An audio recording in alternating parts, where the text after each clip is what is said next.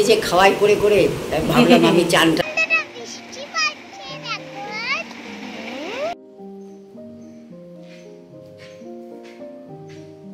কেমন আছো সবাই? আশা করি ভালো আছো। তো চলো আজকে সকাল থেকে নাহলে দিনটা তোমাদের সাথে শেয়ার করা যায় বা ভাগ করে নেওয়া যাক।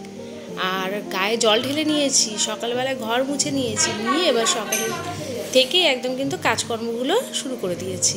তো বারটা রবিবার, আর এখন বাজে হয়তো সকাল ওই 8:30। ঠিক মনে নেই, কেননা এই ভিডিওটা যেতে যেতে তোমাদের কাছে হয়তো সোমবার বা মঙ্গলবার, আর সোমবারেই দিতাম, কিন্তু সোমবারে আমার ভিডিওটা এডিট হয়নি বলে মঙ্গলবারে হয়তো যাচ্ছে। তো চলো এখন আমি ওই মুখের মধ্যে একটু চিনি দিলাম, কেন স্নান করেছি আর ছোটোবেলা থেকেই শুনে এসেছি যে স্নান করে উঠে জল আগে খেতে নিই। তো একটু চিনি দিয়ে জল খেয়ে তারপরে এবার খাবো একটু লিকার চা। আর তার মধ্যে রনির পাপা কিন্তু বেরিয়ে গেছে নিজের ডিউটিতে।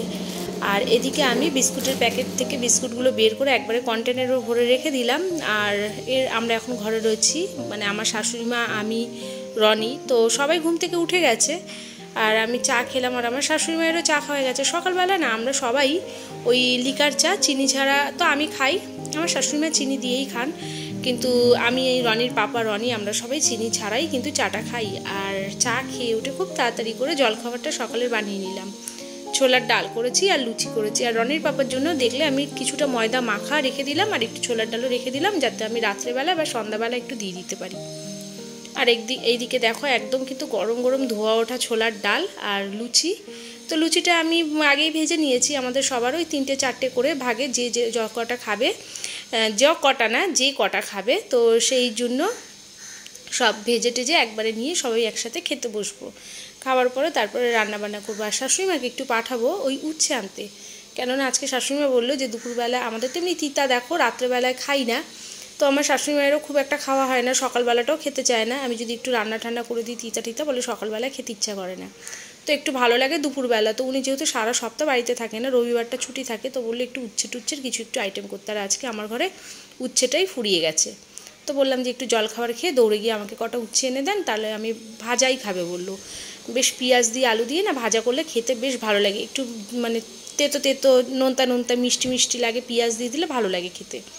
আর এদিকে চলো খাবার দাবার খাওয়ার পরে এবার আমি ঘরটাকে গুছিয়ে নিই। ঘর তো মোছা হয়েই গেছে, তো ভাবলাম যে বিছানাগুলো তো পরিষ্কার করা হয়নি, বিছানাটাও পরিষ্কার করি, তার সাথে একটুখানি ডাস্টিংটাও করে নিই।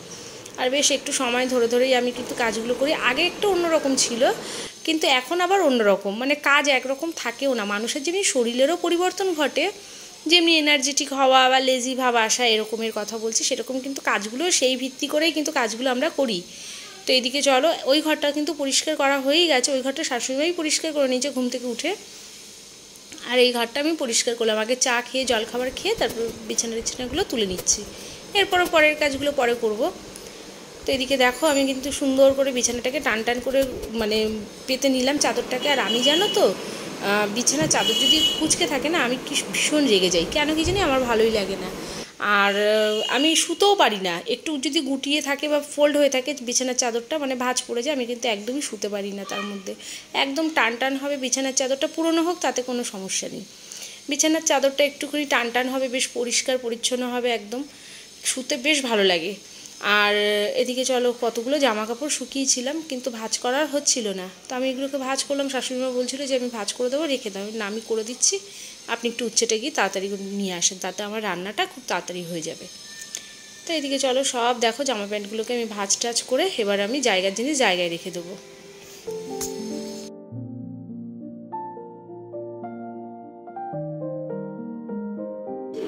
হ্যাঁ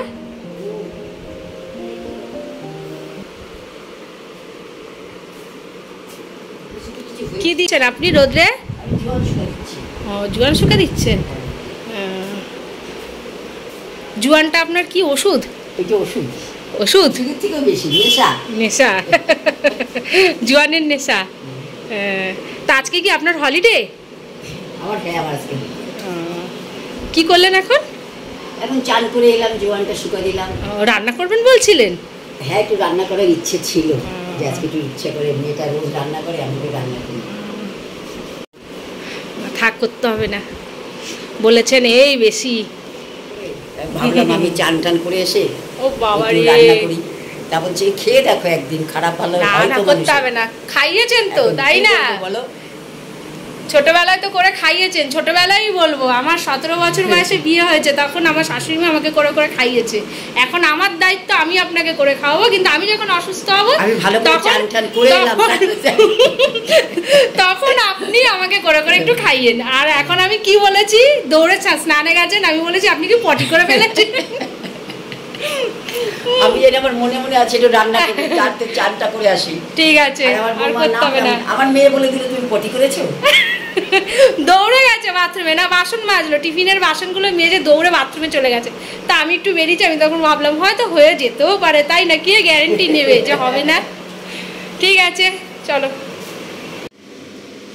আর এই তো দেখো একদম রান্নাঘরে চলে এসেছি, কতটা কাজ গুছিয়ে নিচ্ছি। কি জানো তো, কাজ না গোছালে কিন্তু না দেখবে মানে টাইমের মধ্যে হয়ও না। আর একটু বাড়িতে দেখো ছুটি ছাটার দিন একটু গল্প করব শাশুড়ি বৌমাতে দুজনে, তারপর একটু নিজেদেরও তো দুঃখ সুখ এসবের গল্প গুজব আছে, কিছু মনের কথা রয়েছে। আর আমার তো মা নেই, তো আমরা এইভাবে গল্প করি। আর আমার শাশুড়ি মায়েরও কিন্তু মেয়ে নেই। তো যাই হোক, চলো দুজনের ঘাটতিটা পূরণ করার চেষ্টা আমরা করি বা করব। আর এদিকে চলো রান্নাটা করে নিই। আর জানি আমি কোনোদিনও ওনার মেয়ে হতে পারবো না, মেয়ের জায়গা আমি কোনোদিনই নিতে পারবো না, বা উনিও সেই জায়গাটা হতেও পারে নাও হতে পারে। কিন্তু আমি মনে করি যে আমি হয়তো 100% আমি দিতে পারি না আমার দিক থেকে। তো যাই হোক, এবার চলো। আর এটা কিন্তু কেউ আমাকে খারাপ ভেবো না, আমি সত্যি মন থেকে মানি যে কারোর জায়গা দেখো কেউ নিতে পারে না, আর হয়ও না। আজকে মনে করো যাকে 10 মাস রাখা হয়, তো তার জায়গাটাও যে অন্য কেউ পূরণ করবে এটা কিন্তু অসম্ভব। এটা বেকার যারা বলে, আমি মনে করি সম্পর্ক ভালো খারাপ হতে পারে মানুষের, কিন্তু আর সবসময় দেখো মামিয়েরও তো সম্পর্ক ভালো খারাপ হয়, সেসবেরই কথা আমি বলছি। কিন্তু কেউ পূরণ করতে পারে না নিজের জন্ম দেওয়া যে সন্তান, সেটা কিন্তু অন্যের সন্তান সেই জায়গায় কোনোদিনই পূরণ করতে পারে না। তো যাই হোক, এদিকে দেখো আমি চিকেন কষা তৈরি করে নিয়েছি, আর একদমই কিন্তু জল দিইনি, অল্প একটু জল দিয়ে রান্নাটা করেছি। রান্নাটা পুরোটাই কমপ্লিট, তোমাদেরকে দেখাতে পারলাম না। এসছে পুচকুটা মানে মিঠি, তো তাকেও একটুখানি দেখাবো তোমাদেরকে। আর এই যে দেখো উচ্ছে পেঁয়াজ আলু ভাজা করেছি, দেখতে সুন্দর হয়েছে, খেতেও কিন্তু সেরকমই ভালো হয়েছে। আর 2 পিস কাতলা মাছ আমি ঝাল করে রেখে দিয়েছি। তো চলো, আর এই যে আমার রান্নাবান্না কমপ্লিট। আর চলো একটু মিঠির সাথে এবার একটু দেখা করে নেওয়া যায়।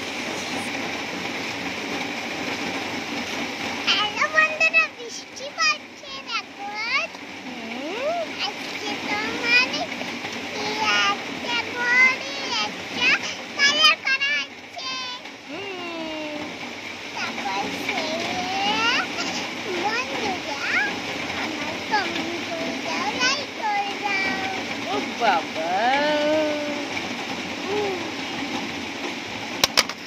পড়ে যাবে ক্লিপগুলো দেখেছিস?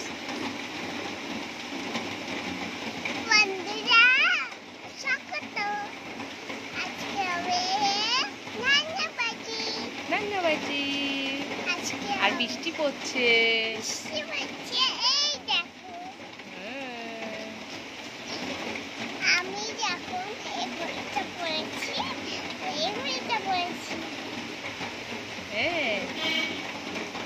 আর এখন হচ্ছে সকাল,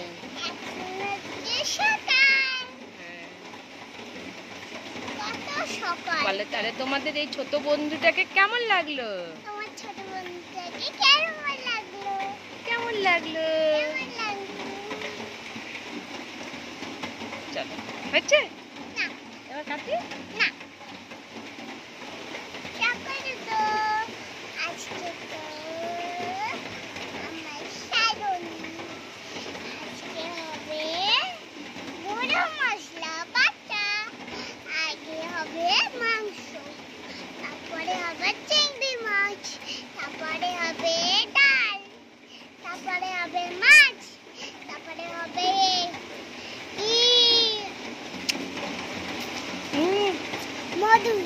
মধু বাবা।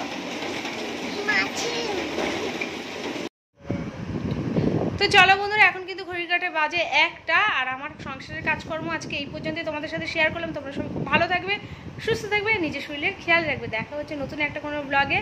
আর ওয়েদারটা এখন কিন্তু বেশ ভালোই ঝকমক হচ্ছে। আর এই তো পুজোর মাস চলেই আসলো, জুলাই মাস পড়া মানেই কিন্তু পুজোর মাস চলে আসা। পুজোর পুরো একদম সেই আমেজ, সেই রকম মানে চারিদিকে পুজোর একটা গন্ধ, এক কথায় যেটা বলতে পারি সেরকমই লাগে। আর তো চলো আর কি বলবো, আজকে রবিবার, ভালো করে ভাত টাত খেয়ে একটু দুপুরবেলা ঘুম, তারপর বিকেলবেলা যেরকম আবার প্রতিদিন চলে সেই রকমই। তো চলো আর ভিডিওটা বেশি বড় করলাম না, দেখা হচ্ছে নতুন একটা কোনো ব্লগে। ততক্ষণ সবাই সুস্থ থেকো, ভালো থেকো, নিজের শরীরের খেয়াল রেখো, টাটা।